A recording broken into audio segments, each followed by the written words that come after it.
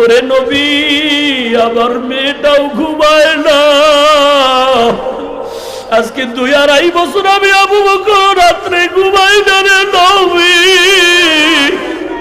আমার মেয়ে আসমাও ঘুমায় না রে নবী। ওরে নবী, একটু খুঁটির গোড়ায় তাকায় দেখেন, ওই খুঁটির গোড়ায় আমরা মদিনায় যাওয়ার জন্য একটা উট কিনেছি, ওই উটও ঘুমায় না। আপনার আসার পথের দিকে তাকায় থাকে আর চোখ বেয়ে পানি পড়ে। মায়ার নবী হাউ বাউ করে কাঁদেন, বালি আজ আবার দুঃখের রাত, কষ্টের রাত।